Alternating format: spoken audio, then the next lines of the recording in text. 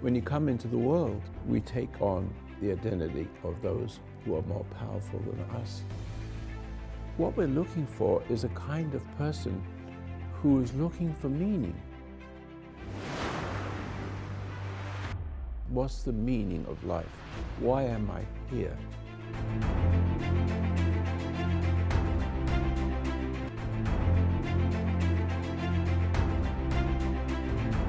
Well, hello, everybody. I'm Alan Masters. My sister Dianne Masters Linderman, but she goes by Dianne Linderman because she's been married now almost 40 years. No, what's it been?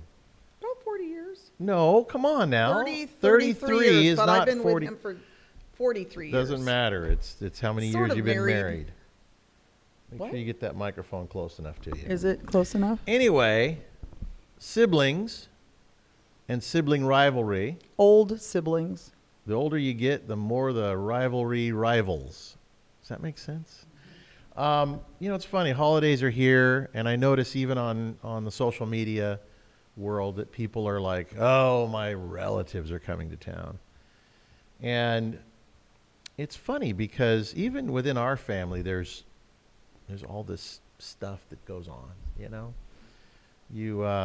Imperfections. Well, it's interesting that your family knows you, and your family knows the real you, and we pile on all this culture on us, and we start to feel like, somebody that goes to the opera. You watch the people that are going into the opera, and they look like people that are going to an opera. You watch people that are going to a rock and roll band, and they look like people that are they don't usually dress the same to go to those two different types of events. And so you can see people, and all of a sudden you get around your family again, and some of those don't mesh very well. Liberals and conservatives. Oh my gosh, like that's the mortal sin. Don't talk about politics around the family, because the family doesn't hold any punches. So our family has always had this thing, always trying to claw our way to the top to get to the acceptance of Dad. Speak for yourself. Oh, it's always been the way it is. And Diane's the only girl, so she doesn't know what it's like to have sisters to fight with. And so she's created a whole bunch of sisters in her world. And there's a lot of, going on, which happens in all of our worlds, But I realize that with families, and especially one as dynamic as mine, all of the principles that we've been talking about, that I've been talking about in my life anyway lately, apply especially in the holiday season when you have to be around your family, which is to be calm. And because otherwise you're going to get triggered. You know how your family can trigger you? Think about your family and which one of your siblings or family members, uncles and aunts, or somebody that, has been around your family for a long time and now you see them as family. But there's something they do that will trigger you, and you'll say on the way there to your spouse, he better not say this or she better not do that, because if she does, all hell's going to break loose. And whether that conversation happens outwardly or on the inside, there's always somebody that that you're going to clash with. Maybe this year, this is the year to not clash. This is the year to be above it. And it's funny, I opened my tie drawer this morning to find a tie. Notice I'm not wearing a tie because I found something much more valuable than a tie. I could wear it, but it's a neat little pamphlet that my dad did in 1965, and it says, "How to be at peace with your problems." And your problems could be your siblings, of course, so how to be at peace with them. But I love the fact I opened it up just for a second because I was didn't have a lot of time. And it says, important, read this first.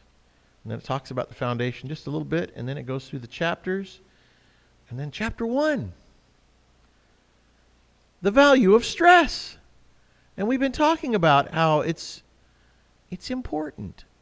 Because if you were the monk that was up in the monastery, there's no stress up there. The only stress is silence, is quiet, is controlling yourself. But when you're out in this world is a place to apply stress. And so in this little pamphlet that my dad made, Don't you remember seeing these? These have been around this was made in 1965. That's valuable.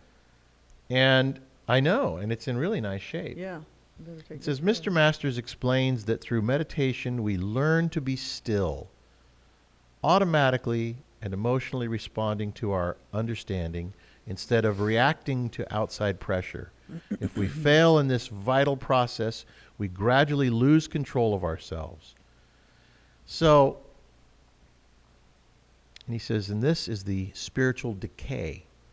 So, if I thought, I'm going to bring that and just show them the cool stuff that my dad's been talking about for, well, that's 55 years right there, 1960, yeah, because we're at 2020, 1965.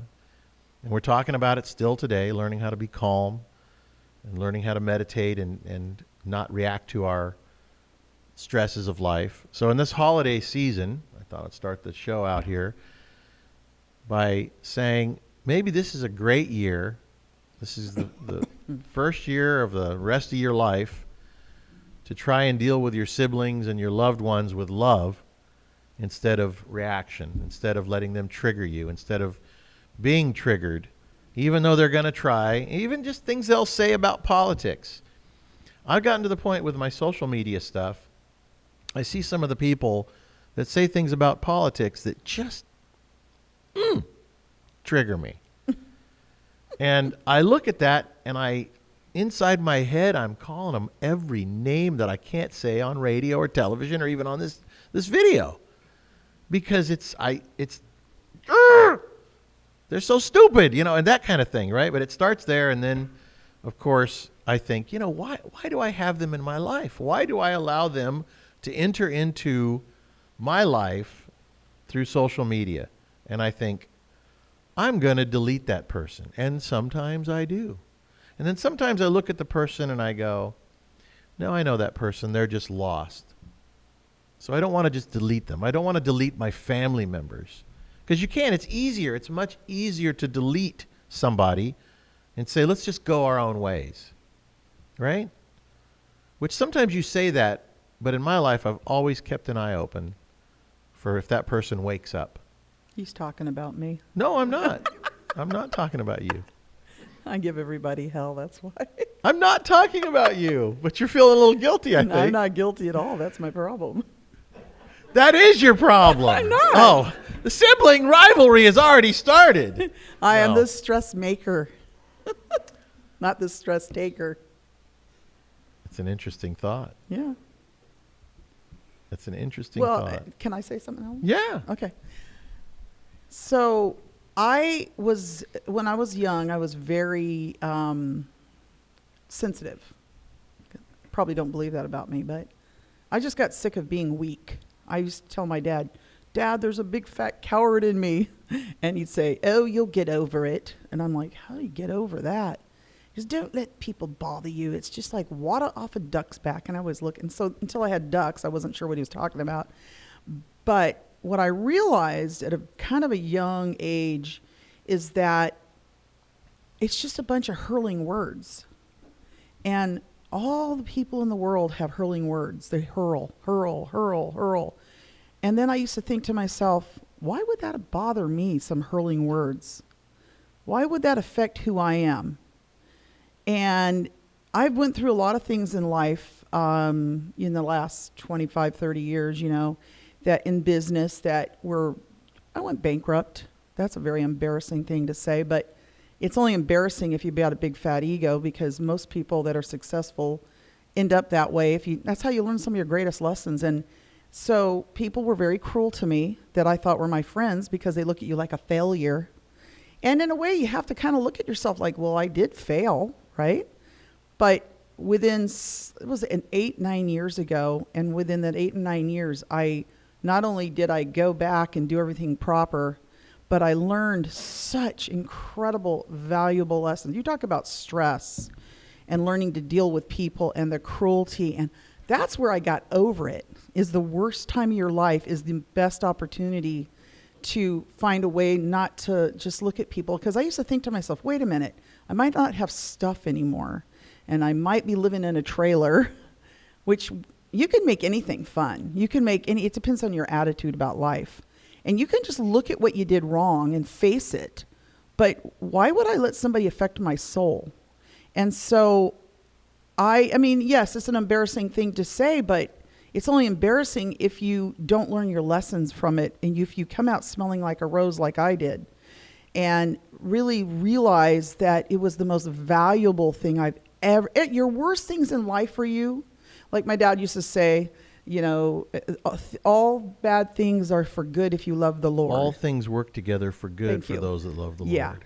And so that's exactly what that means, is that if you love what's right, and you're not going to make judgments back on people, because that's exactly what the hurling words are for. It's to get you to start judging and hating them. And you just look at them like they're a little bit on the pathetic side, not you, because I've gone through this. And they look at you like, oh, you're supposed to be a success. You're Roy's daughter. Oh, my gosh. And then I thought to myself, who gives a damn what those people think of me? I've learned not to care what anybody thinks of me. And it actually helps in your relationship with your husband and wife, too, because, you know, I have a very strong husband. People probably don't believe this, but he's a very strong man. And I had a strong father, so I had a very high respect for my dad. And I have a good respect for my husband, too, but he's not always right. And so, therefore, because I had to learn to not let the hurling words or the anger or the frustration of all these people and the people that are making judgments on you, don't you understand what judgment is? It's a way to make you fail. It's their way of trying to set you up to fail. If they judge you and you get affected by judgment, then all you are is judging yourself and you're judging them back. So if they judge you, now I have a little bit of a twist on that, because I actually enjoy people not liking me, because it's a good practice. I get to practice now. So whenever I see two people arguing in something and everybody runs away, I run towards it because I want to see if I can fix this. And the way I can fix it is not being very objective and not, you could say anything to me that I haven't said to myself already. I am very honest with me, and I am not subject to human judgment anymore. And it's a beautiful place, and it makes me effective in helping other people, like these young people that I work with. I work with a lot of young people. And they tell me their story about their life, and some of them are horrific. And instead of me going, oh, that father of yours should be shot, I'm like, you know what? And I give them the story. You're going to have to learn not to hate, not to feel that judgment. You're going to have to let it go, and you've got to speak up. To me, I'm still in that place in my life where I've got to say it. There's going to probably be a time in my life where I don't have to say anything anymore, because it just goes beyond that. But I still in that part of my life where I think I've just got to speak my mind, because maybe that person has never heard my version of what I'm about to say to them, because I've been there and I've done that, and I've been judgmental. And you know, it's funny, before I had my first baby, I had a C-section because I had gigantic children, 10-pounders. 35 pounds.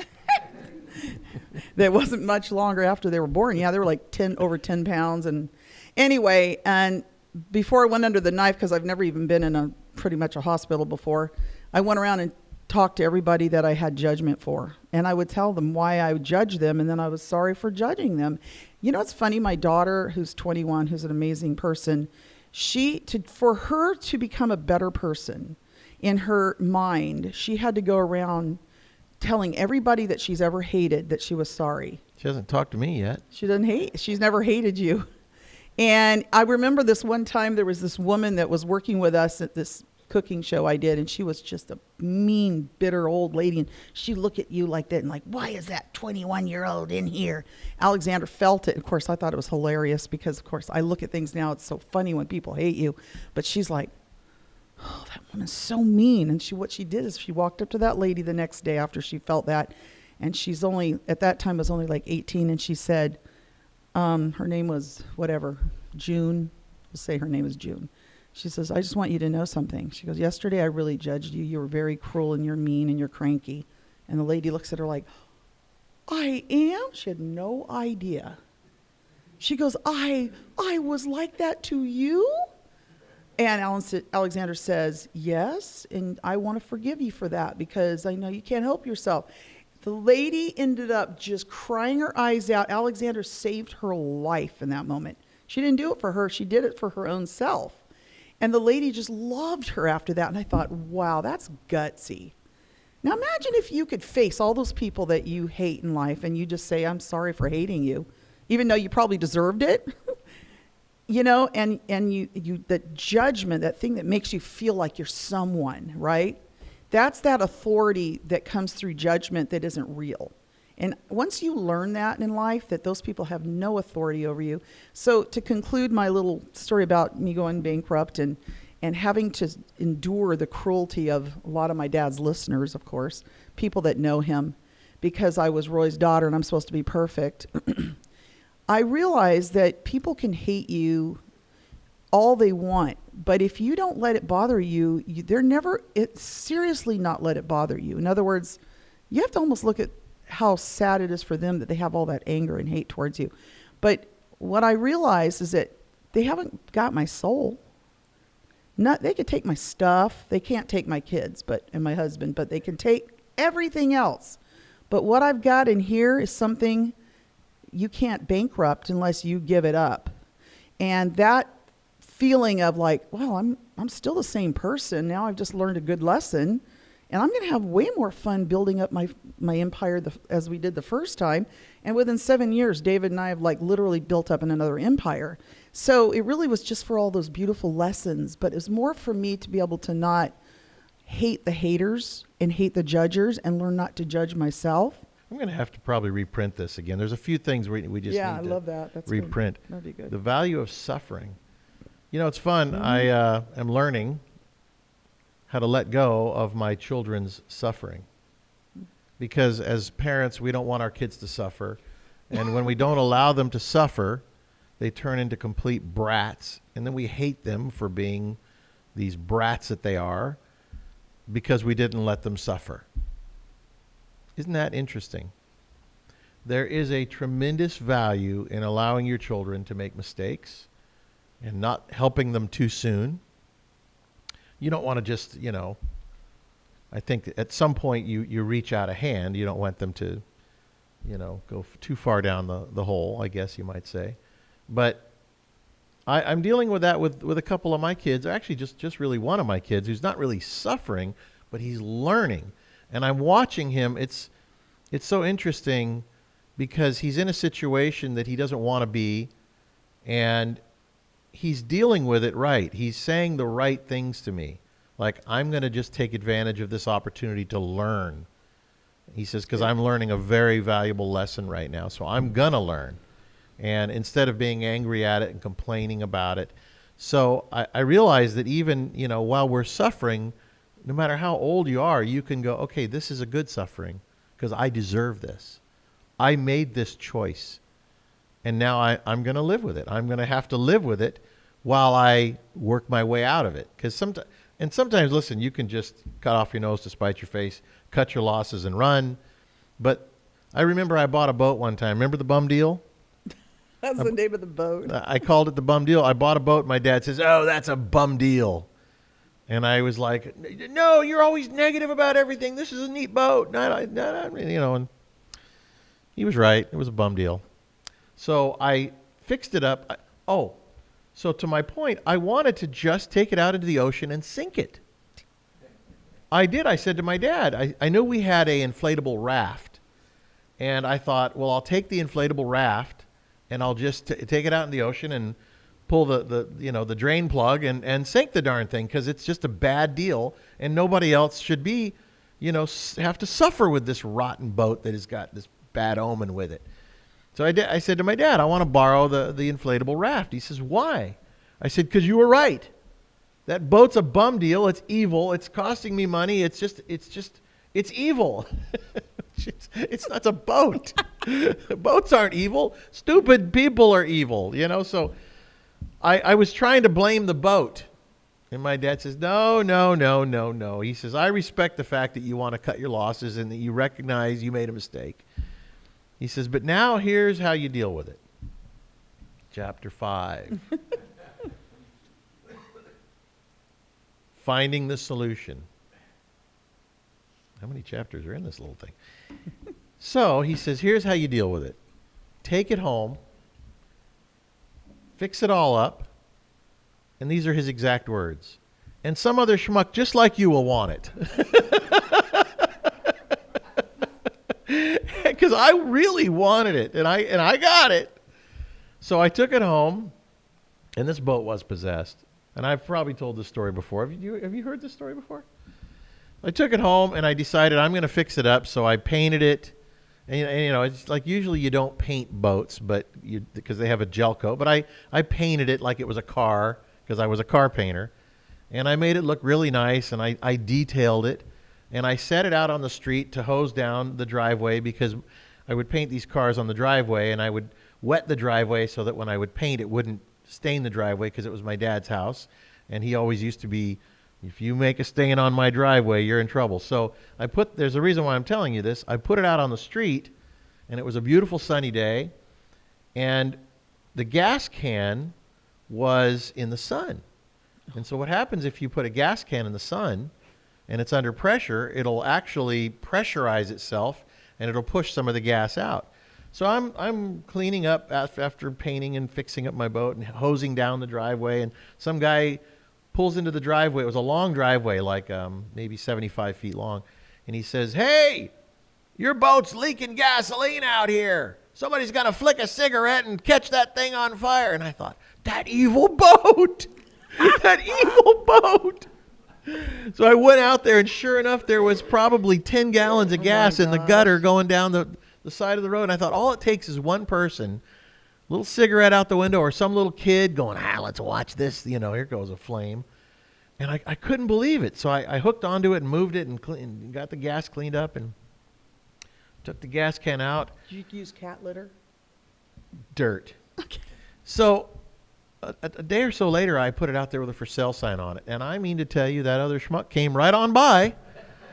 And I traded him for a car, of which that was the easiest way to get rid of this thing, was to just do a trade and get rid of it. That's how I got it. And I ended up making a profit on the whole deal, which is because if you deal with your problems, no matter how stupid they may be, you can cut off your nose to spite your face, sink the boat, be done with it.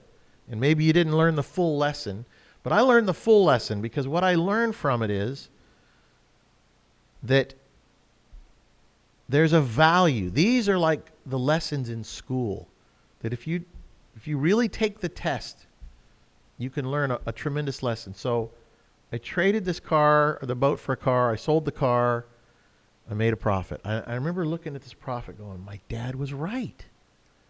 I made a profit. Instead of taking a total loss, I ended up with like $4,000 or $5,000, which would have been zero, actually worse than zero, because I would have lost my money. So I would have been down $2,000, $3,000. So I see the guy about 6 months later that bought the boat, that traded for the boat. And he says, "Do you still have that car? You want to trade back?"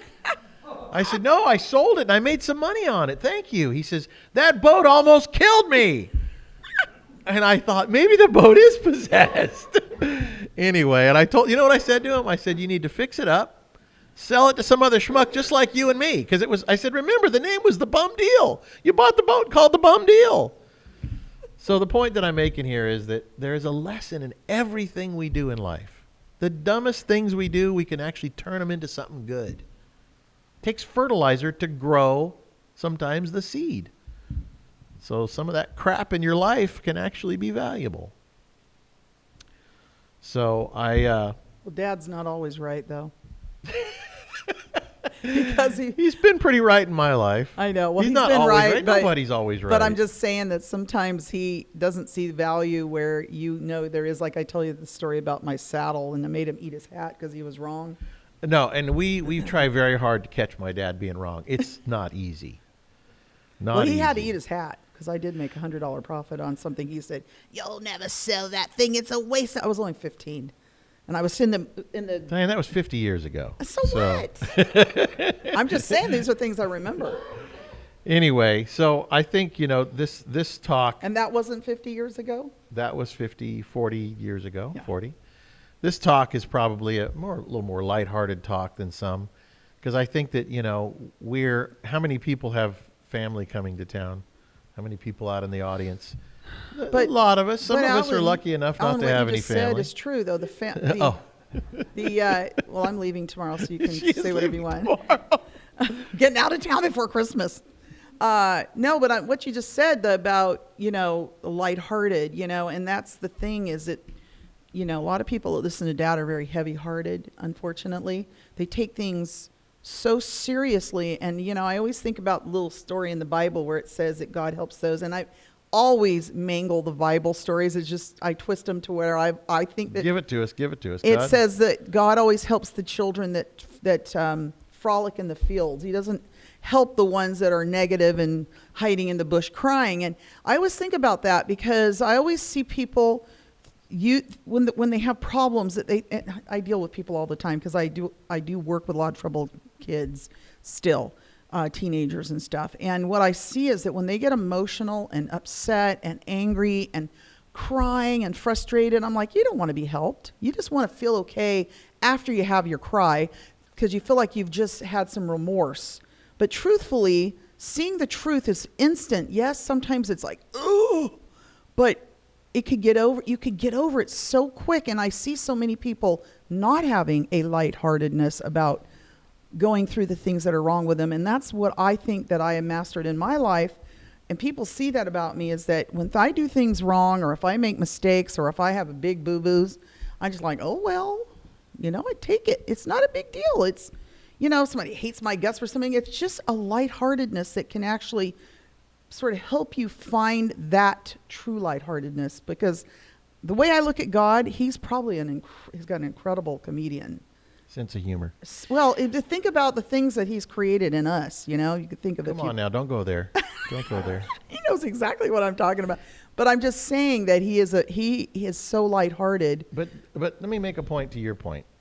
You said that you deal with, what did you say you deal with? Troubled Teenagers mainly.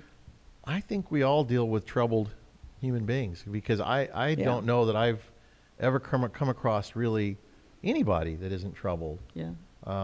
It's a very rare thing, which you do every now and then, but we are troubled human beings because we even if we're not married, don't have kids, have a good business, there's always some kind of a troubling something going on in your life, whether it's not knowing how to spend your money.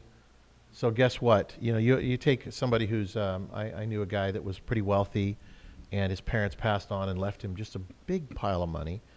And he was troubled about it. He was very troubled and he wasn't sure what to do. And he actually had a pretty good life until somebody gave him a new set of circumstances to have to deal with.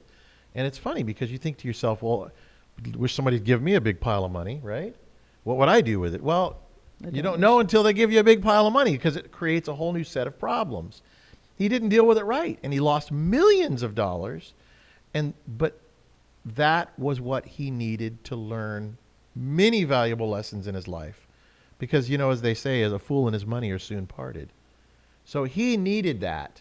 Whether he lost the money or not doesn't even matter. Whether he found himself or not is the bigger value.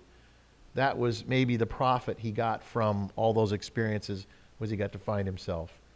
And then later on he went on and created a landscaping business. And, think of if we had the wisdom that we needed, what we could do with if somebody gave us a lot of money. The problem is most of us don't. I would build an old folks home for me and my most husband. of us don't have the wisdom. I already know what I'd do with it. And so the serve journey, organic food. The journey of life is exactly that. It's like you guys and you watching at home are hearing these stories from these 60-year-old people now that you have known, some of you, for 40, 50 years since we were little kids. And now, fast forward through our lives, made a lot of mistakes and recovered and mistakes and recovered. And isn't that the journey of Still life making mistakes. for most? Of course. Enjoying all your whole it. life. And I'm enjoying my mistakes because I get to learn. All of your whole life, you're going to make mistakes. Yeah. That's just life.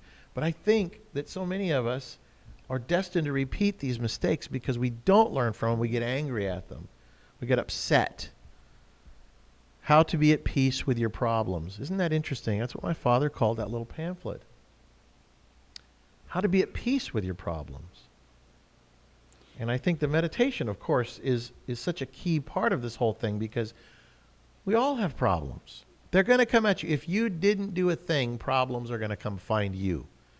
You don't got to go out and find problems. I used to think to myself, I don't want my kids going out and finding problems. And then I would say to them, problems are going to find you. You don't need to run out and escalate the problem situation, because it's going to find you. My son the other day, I have a 20-year-old son who bought a house, and he's remodeling this house, and he's doing a great job. Yes. And he saved money, and he was very judicious on everything he did, and he had this pile of money, and he bought a house, and he got a good loan and a low down payment, and then he's going to take his pile of tools that he's collected, and he's going to remodel the kitchen. And then, my gosh, he didn't have a plan. So he tore the kitchen out and threw everything away, and now he's got bare walls and plumbing sticking out of the walls. And all of a sudden, that brilliance of I'm going to remodel the kitchen and that go-get-itness caused a lot of problems for him, because you got to buy everything. If you throw everything away, that means you have to replace everything. So every little thing in the kitchen has to be replaced, the light fixtures and the plumbing, and that costs a lot of money. And then he tore the bathroom out and tore the wall down, and then everything is gone. So the shower, the pictures, the toilet, it's like, And he doesn't like spending money. he doesn't, but I watch him, and he's pretty good at it. And Yeah. so he's now out of money. And so he went and he got a job. And he said, I want to learn how to frame houses. So he went to this framer, and he's bold.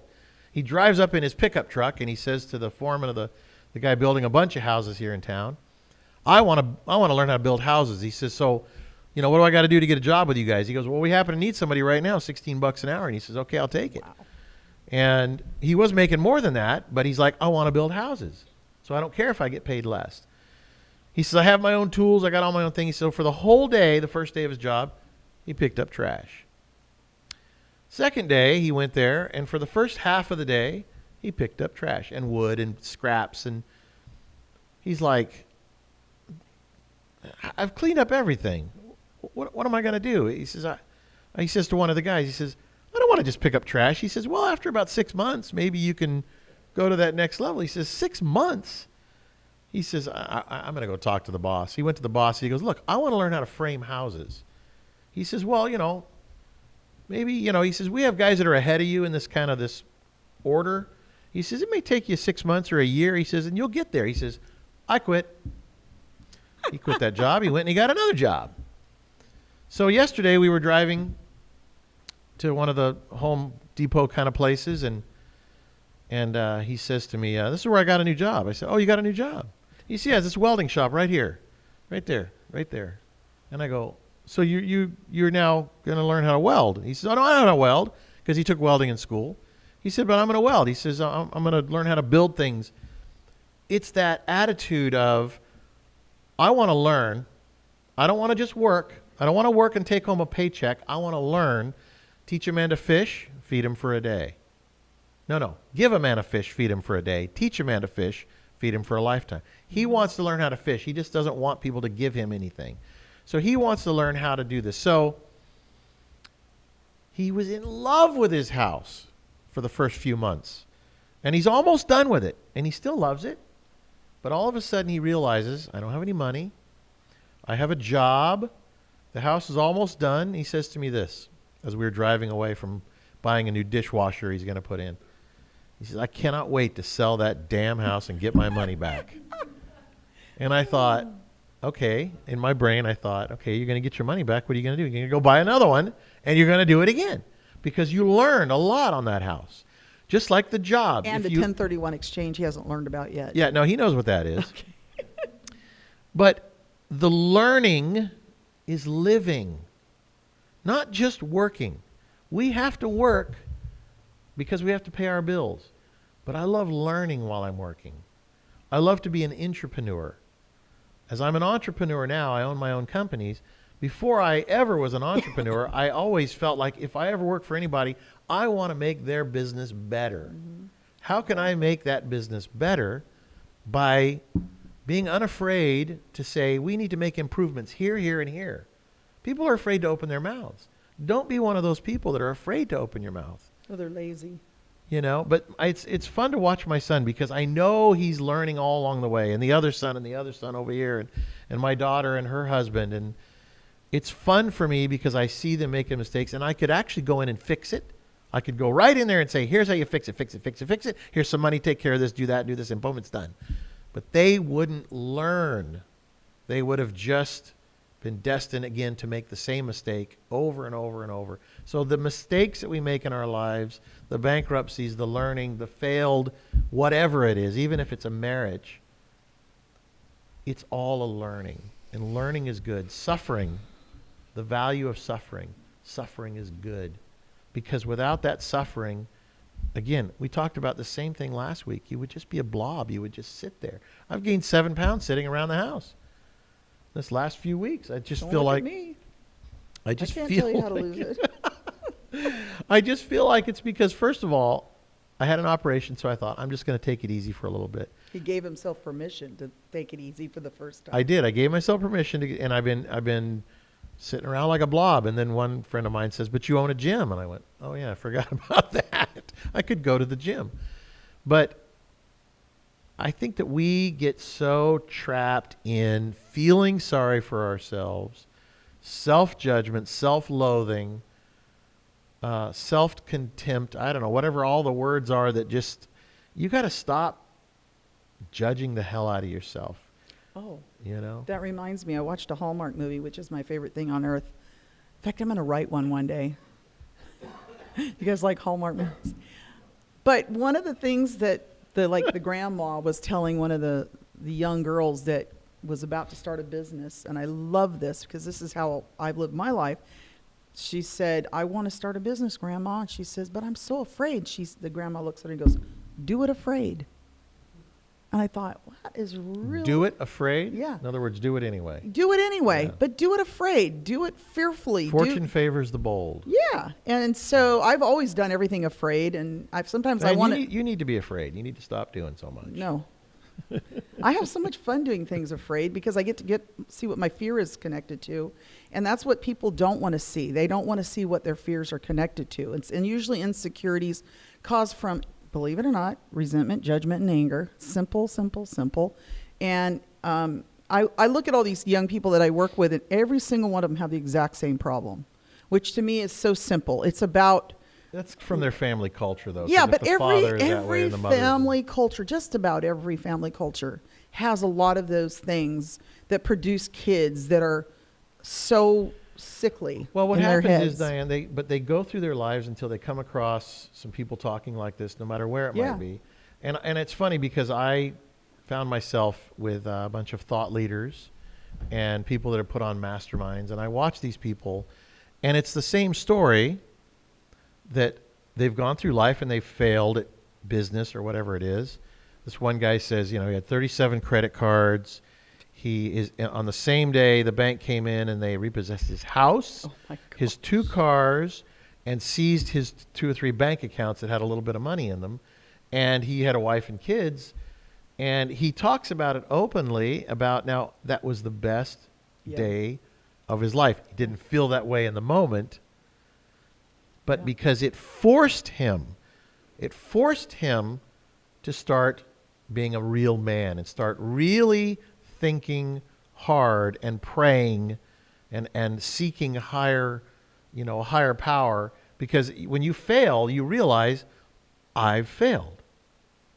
That means I can't do this. And you hopefully will say, God, of myself I can do nothing, right? Nope. Some people go through this and have to do it over and over and over and over and over and over again.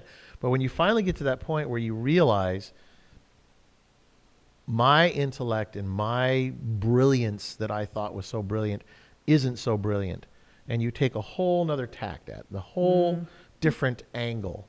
And hopefully that is many of us in this audience. And because suffering ain't fun. It's not fun. It's important. Something you have to do sometimes. It's important. But I realized that, I said something last week or the week before about my grandson. And you don't have any grandkids yet, but there's something different about your own children and your grandchildren when you look into the eyes of this person that has your DNA, your children's children, and almost from the day they're born, and you see this beautiful innocence. And as they grow, they start adding on little bits and pieces of life, language, the ability to communicate, even small words like, "Hi, Papa."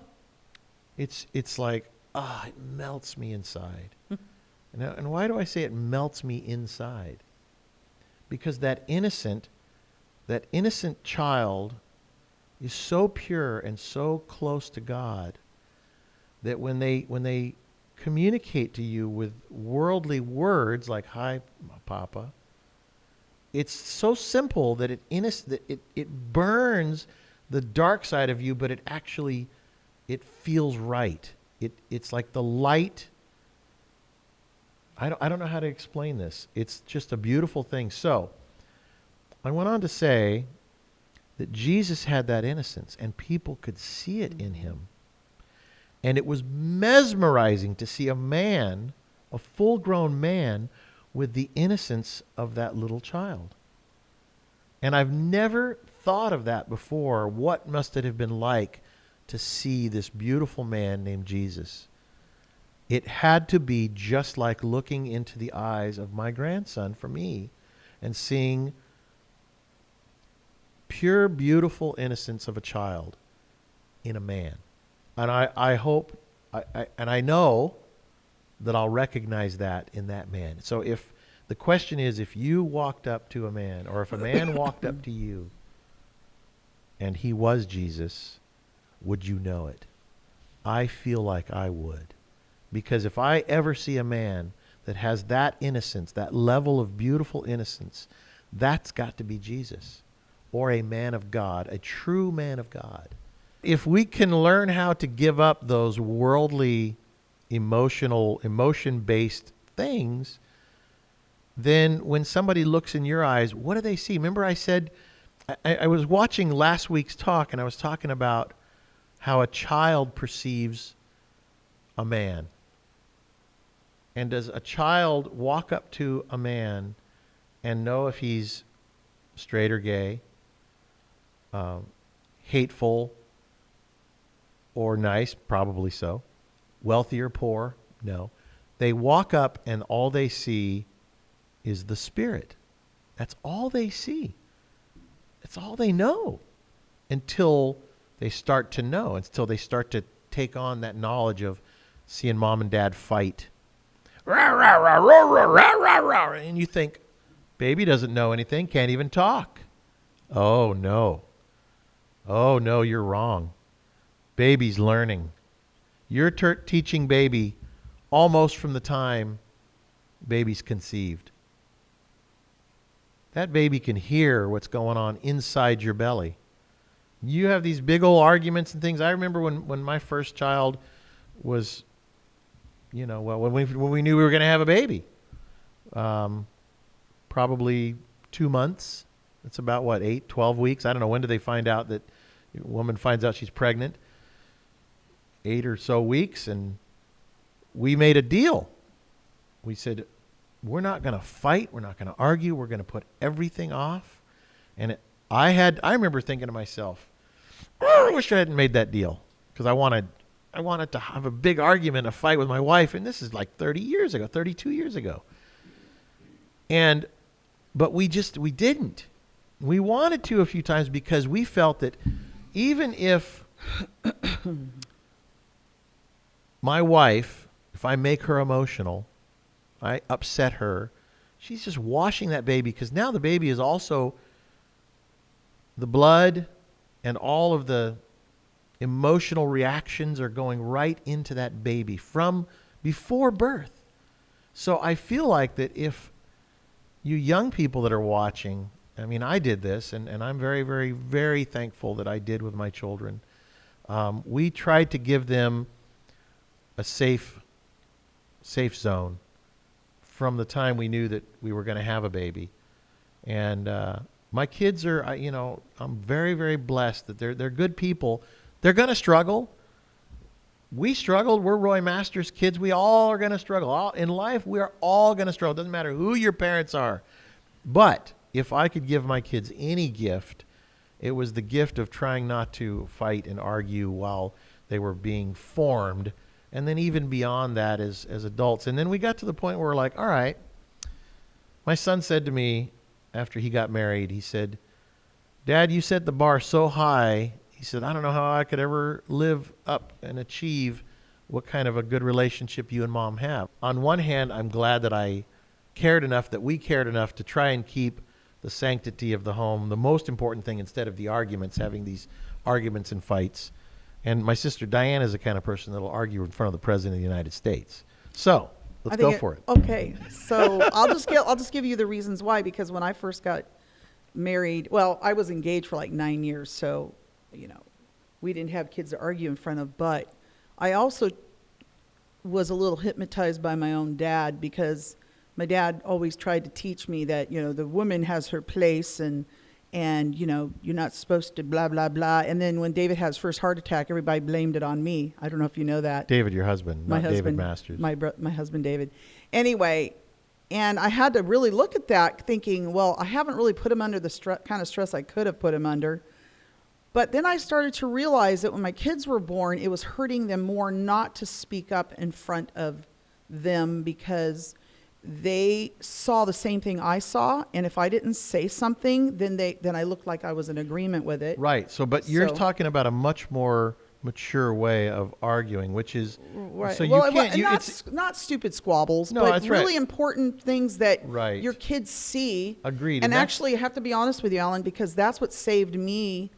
Was my mom and dad arguing in front of us would help me because I saw what my dad saw about my mother. And I was so thankful when he would say things to her. He kept me from going completely nuts. So to me, you're a woman, I'm a man.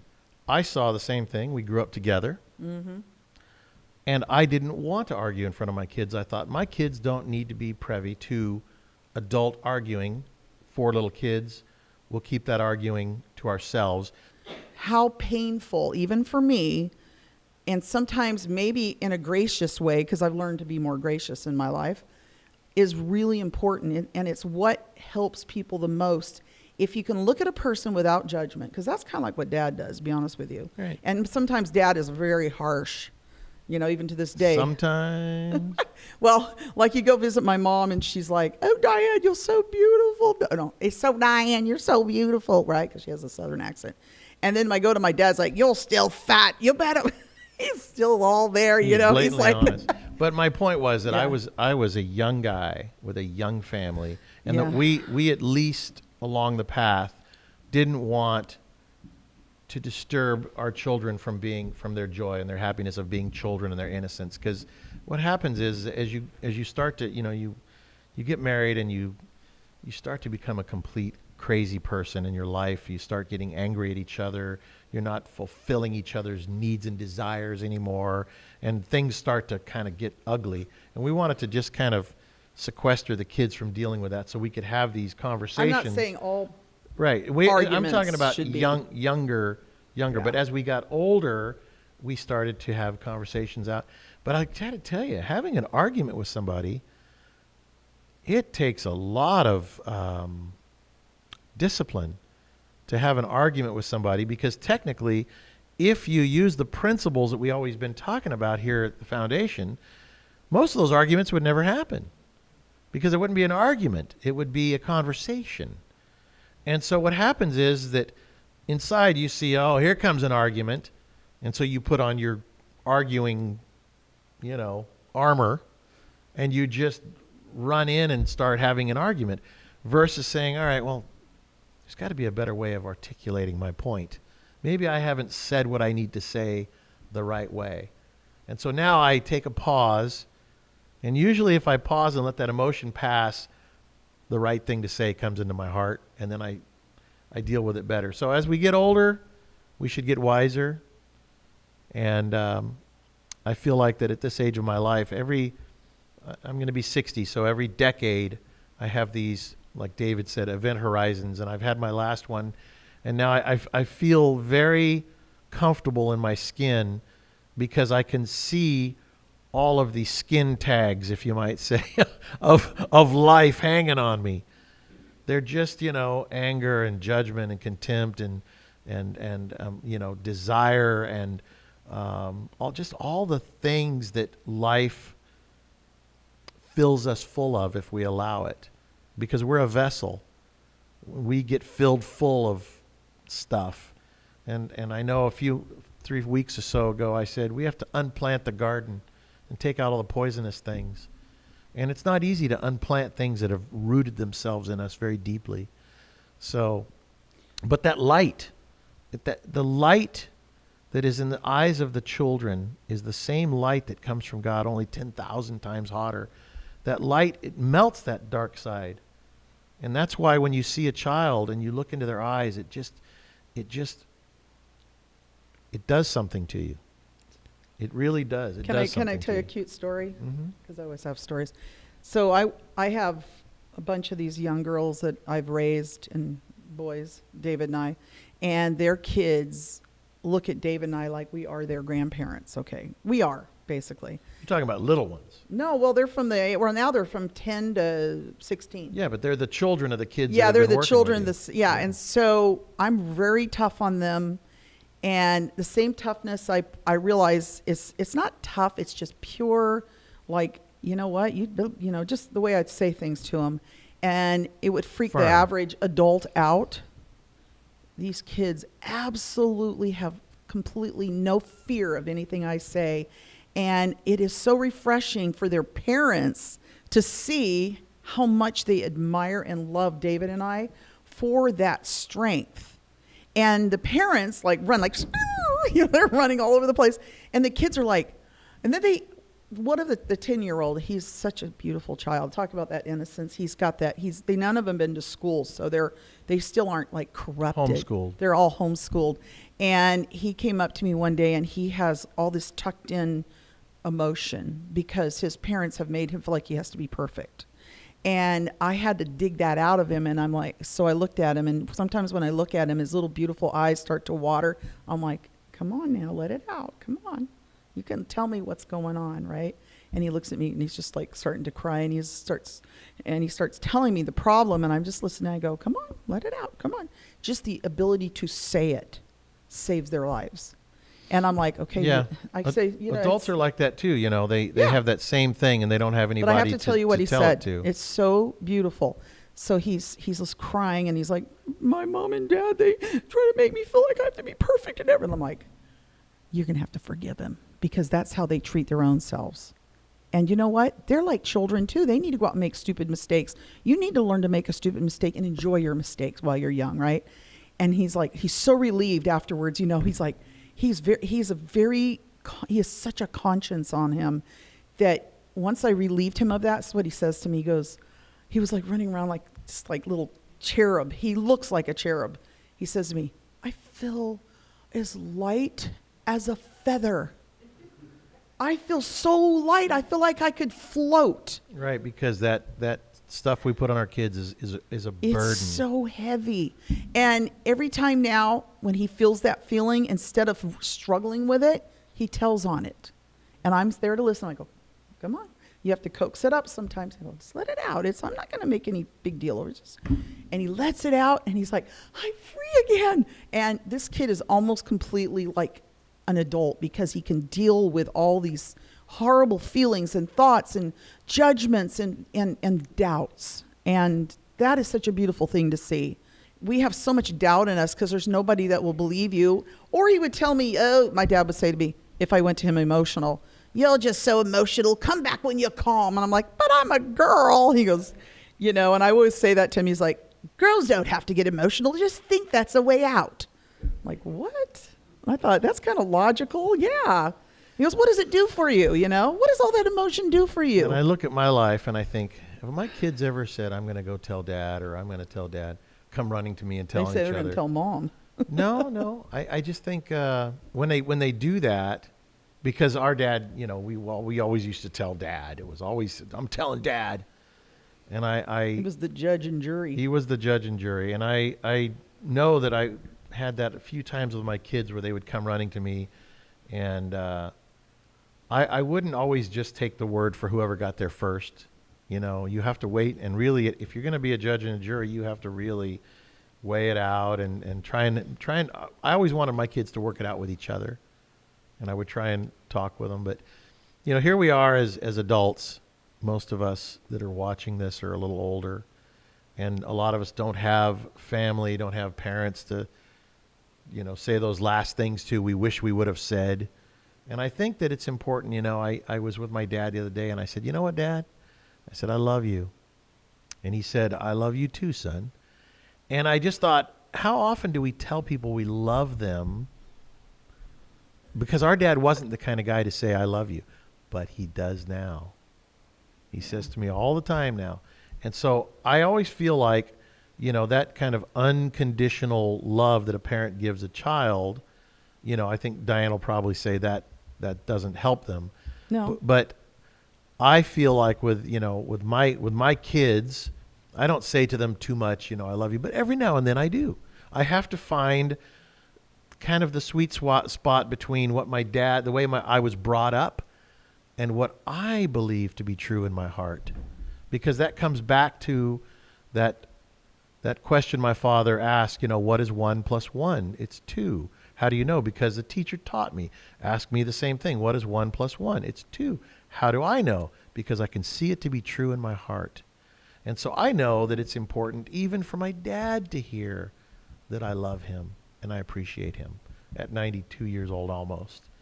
And so I wanted to tell you, I was with my dad the other day and I said, all right, I'm going to go home now. And he put his hand out to hold my hand. And my dad has the softest hands. Because he never worked physically in his life. Oh, yeah, he did. But he has the softest, most wonderful, beautiful hands. And so I feel like that each one of us has to find that sweet spot of what we know is right in our heart. And that's why it's important. My dad would say, you know, don't put me on a pedestal. You have to find your own way. So many parents just say it because they're out of pure guilt. But I say it because just in case I'm never going to see you again, so I love you. To this example, I had a friend. His name was Malibu Dan, and I adore him. He's just the cutest little person. I picture him with long hair. He's a surfer guy from Southern California, and his whole thing was, dude, I love you. I love you, man. I love you. I love you. I just love you. And he would say it so much that it lost its meaning. When you're with your family, learn how to not react. Know that you have triggers. When somebody pushes the trigger button, just pause. Just pause and almost maybe smile to yourself and say, I was almost triggered. Gain control. What does it say? All the different philosophers said that, you know, you're a stronger person. What is it? He who controls himself or, you know, masters himself is stronger than the one that masters, you know, or that kills 10,000 men in battle. Control yourself. Control your emotions, control your triggers, look at them. And that's how you control them. Technically, you can't really control them because they're going to run rampant anyway. But all you have to do is look, be the light, be the innocent child inside of yourself that sees those things. And they just melt away. And I'll say just a little bit what Alan said, but when I went through a part of my life where I'd see something bad going on, I'd go, phew! And I'd be like a magnet standing there waiting my turn. And now I just go, phew! But I stand there and wait. I wait because I want to see what comes to my mind instead of my reaction. See? Because I used to like go, I'm going to rip them apart. But now I wait and I go, well, maybe I can help this person instead. Not just rip them apart. And that is the most valuable lesson I think I've ever learned in my life because I've always... Listen, I got so sick of wimps, in my life. People are so wimpy. That's what's wrong with everybody, is that they're so wimpy. They're so afraid of affecting and hurting people's feelings. I'm like, and my dad used to say, and he may be wrong about this, but I actually agree with it, is that feelings are made to be hurt. And I thought, well, that makes sense to me because if you can't get to that core of whatever's going on with a person, why do I have to stand aside and wait for them to feel okay about what I'm going to say? I say it, and we'll let it land where it is. And I'm not going to wait around for the reaction. I'll just walk off, because if you're going to deliver a message, just deliver it and walk away. Let that person feel that on their own. You don't need to like pound it into them. And so I'm much happier being that person, because I don't want to have to take on that person's problem. But just sometimes when you're about to react, the best thing is not to react, just to wait. Unlike me, which the other day I'm texting. I didn't wait. Hold on one second. All right, let me do this, because I try and keep these to about an hour. Oh, but I just thought they wanted were to like 2 say, hours. Merry Christmas, Happy Hanukkah, Happy Festivus for the rest of us. Thank you for watching. Thank you for supporting the foundation. And we're all a big family. And that's really what I'm learning is my nephew, Joshua, who's 39 years old, he calls me Uncle Brother, because he's David's oldest son. He says, "Thanks, Uncle Brother." And I realized that even though he's my nephew, he's really my brother. And that's really, we're all God's children. So happy holidays.